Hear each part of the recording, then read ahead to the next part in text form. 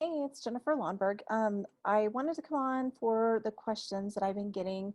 Some of you may know this, some of you may not. On my Patreon channel, I actually take questions, and then whenever the questions come in, I try to, in very good timing, not always like immediately, but I always try to get a response within a few days to answer the questions that are coming in. So I just thought I would do this one on a video and put it out there so that you understand a little bit more about me and a little bit more about my Patreon channel and the things that you'll get if you become a member of Patreon. Again, it's $5 a month. That's it, to be on the channel. It's just a place for me to be able to do the readings and the messages that are coming through in a sacred, safe space. So that's what I've set my Patreon channel up to be, is to be that space to where I can put these messages through for people that want to hear them, and answer questions that come in. So one of the questions was, I was wondering if you would mention more things about what you see and how you see it in people, and focusing on angel kind of sight. So I'm not exactly sure what the angel kind of sight means, but the way that I see and how I see things in people, it's really interesting. I'm not sure how other psychics do the work, or energy healers, or any intuitives that do this healing work. For whatever reason with me, it's always depends on the situation. It depends on the person. It depends on what's coming up for them and what we're working with. But whenever I see somebody, first thing that I want to say is I never intuitively look at somebody without their permission. So it's not like I just go out around and I'm looking at everybody trying to get all their information. That's none of my business. It's very private. It's very sacred to me, the work that I do. And so whenever I'm working with somebody, then I know that I have their permission to look at what's going on for them. And it can be many different things. So depending on what they're looking for in that moment in the reading that they're coming for help for, if they're just coming to tune up their energy, or if they're really working on something specific, we'll kind of look and see at their energy what shows up. It can show up in so many different ways. Sometimes it can look like their auric field is a little bit dirty or murky, and so sometimes it's just a cleaning or a clearing like that. Sometimes it is that they're I see something different in their auric field. Like a really interesting one I had one time was I was working with somebody to clear her energy, and we were working, I think, on relationships is what we were working on. And so when I was looking in her energy to see, what might be blocking her from relationships, and how she could do some healing work around that, it was really interesting because I kept seeing this iguana, and I'm like, it doesn't make any sense, right? So the other thing about my messages is I don't filter. I just say what I see. And 90% of the time or more, whatever I'm seeing, it resonates to the person that I'm working with. So in her case, I'm like, I don't know why, but I'm seeing this iguana, like very strong. And it's like just in your aura, like it's just stuck in your field. And it was really interesting because I did not know, but whenever I said that I saw the iguana, she immediately had a release of energy.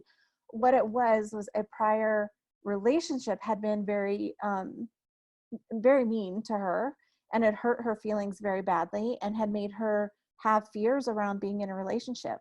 So the iguana represented that relationship that was very toxic. And so therefore she was holding on to the energy of that to remind herself not to get in a toxic relationship. So the thing is, releasing that is what helps heal, is like seeing that, okay, this is a valid wound. This is something that's gone on.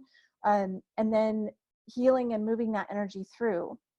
Another thing that I want to touch on that doesn't really have anything to do with this question, but one thing that I think it needs to be very, very clear is that when we're working with energy, I'm a life coach. I've taken training in life coaching. I've done the energy work through what my guides have showed me to do. And I also have a little bit of training in like Reiki, but we have to remember that as energy workers, we are also not counselors. So I am very, very clear on what is my work to do and when I should refer somebody. So if you're doing something and the energy work doesn't seem to be working, I would maybe sit with yourself and ask, is this something that really I can handle myself? Because even if you're working with a coach and doing the energy work, sometimes you need something a little bit beyond that. So always be aware of if you need counseling, or if it's really something that you can look at, we can heal the energy. you can really process it through pretty easily. And then you don't need an actual licensed clinical counselor. But please know that there's a difference between a life coach and an actual like psychotherapist or psychiatrist or licensed counselor. And again, a really good coach will tell you when you need that. So that's just a tidbit that for some reason I felt like I needed to put in there. She also had mentioned, oh, actually, this actually goes to what I was talking about always giving permission. She said, you had mentioned that you need to have a respect for the work and that you have to have permission to go in to be able to see. So it's really important to me. This is just an ethical thing with me. I don't know if it's taught out there. I've never trained to be a psychic. It's just something that has always come natural to me. And so when my guides and angels, and I work with Jesus and the angels a lot. And so when it was brought to me that that's the work I was supposed to do, and I started learning about life coaching, and then I took the certifications, and I've taken some other NLP trainings and things like that. I've done some training with yoga, so I understand how breath work can relax us and release us and help us release energy that's stuck. But as far as I would never, like as a psychic, I would never look at somebody else's situation without permission. I just feel like it's not ethical to do that. So just so you know, like, and just so you know, like on the TV, I don't think that the TV like shows the whole thing, because I'm sure that some of the psychics on TV actually do ask permission first. So it's not like you're just walking around open looking at everybody. And I've actually had people say that when they find out that I'm a psychic, they're like, oh my God, well, I don't want you looking at my energy. And I'm like, well, I would never do that unless I had permission. So just so you know, that's also there too. And then she asked, could you explain a little bit more about what clairvoyant actually means? And so you'll hear all the different clairs, right? There's all these different kind of spiritual gifts. And when we're talking about the clairs, usually the ones you hear are clairvoyant, clairaudient, clairsentient, and clairvoyant, clairsentient, clairaudient. I'm missing one. Anyway, there's all the clairs, right? So it's like, if you see, you hear, you know, you feel, whichever way it is. To me, when you say that you're clairvoyant, technically, I think that means the clear seeing. And I do see things very clearly, and I see things a little bit differently than other people do, because to me, it's almost like, I kind of jokingly laugh and say, it's almost like when R2-D2 comes up and like flips up his little thing and shows the camera, and it's like this 3D image that's being projected of Princess Leia. Like, I kind of see energetically into spirit that way. And also when I'm working with somebody, again, it shows up kind of in that way, like an iguana appeared out of nothing in the aura, right?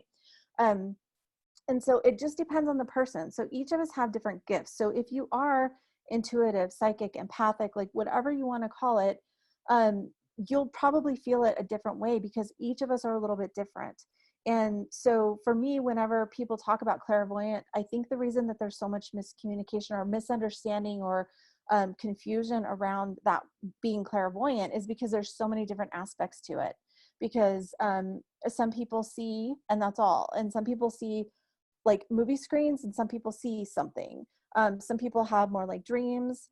Some people just hear, but they hear the message very clearly. Some people just know in their gut, like they don't know how they know, but they just know. And so there's all of those different things that are all the different clairs. But again, I would say, instead of trying to like put the right terminology to it, is just understanding for yourself and really trusting your own intuitive guidance and how you work. I think that's really a lot more helpful than.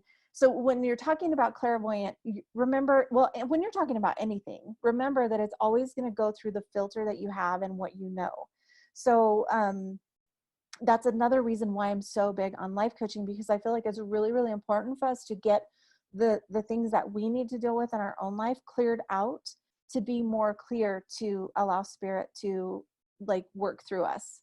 So I kind of always jokingly say, if you're looking for just somebody to teach you how to be a psychic, I'm not your teacher. Like, I want to teach you how to have a better life, which is, again, why my book is called Embodied Grace, because I really want people to understand that they can create a life they love by being in divine flow, by working with spirit, by understanding that we have guides and angels that are here to help us and help us guide the way.